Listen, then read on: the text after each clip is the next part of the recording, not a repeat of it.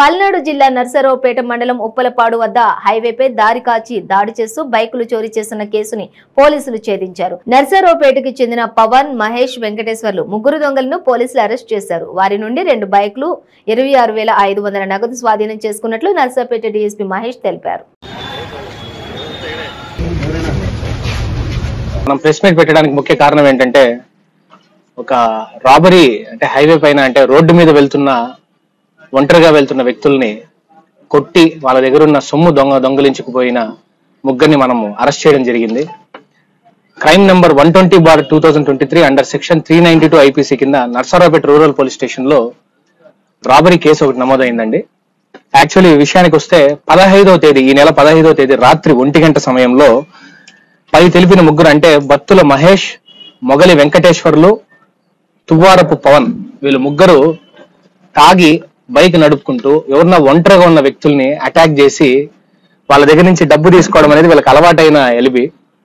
వాళ్ళు ఆ రోజు 15వ తేదీ రాత్రి ఏఎం రెడ్డి కాలేజ్ దగ్గర, మన నర్సరావుపేట రూరల్ లిమిట్స్ లో ఏఎం రెడ్డి కాలేజ్ దగ్గర బొప్పాయికాయలు అమ్మే స్థలం దగ్గర ఈ నూసుం వెంకటేశ్వర్ రెడ్డి అనే వ్యక్తి దగ్గర దాదాపు 26,500 మరియు అతని బైక్ బజాజ్ ప్లాటినా బైక్ ని దొంగతనం చేసి అతన్ని కొట్టి అతని దగ్గర ఉన్న సెల్ ఫోన్ కూడా తీసుకెళ్లారండి. ఈ కేసులో భాగంగా మన ఎస్పీ గారు రవిశంకర్ రెడ్డి సార్ కష్టపడి వీళ్ళని మనం క్వశ్చన్ చేసినప్పుడు వీళ్ళల్లో ఈ మహేష్ అనే వ్యక్తి పైన ఇంతకు ముందు కూడా ఒక 307 కేసు ఉంది. మిగతా ఇద్దరు ఫ్రెష్ ఒఫెన్స్ ఇది.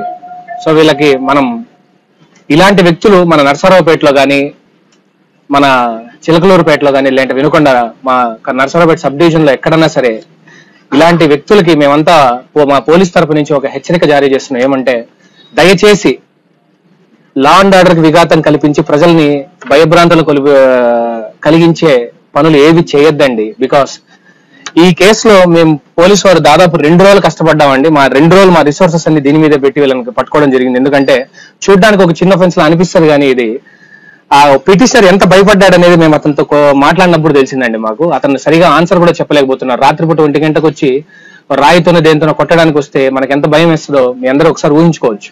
దానివల్ల సీరియస్ గా తీసుకొని సార్ ఒక పార్టీ ఫామ్ చేయమంటే మేము దాన్ని 2 days కంప్లీట్ కష్టపడి వీళ్ళని పట్టుకోవడం జరిగిందండి.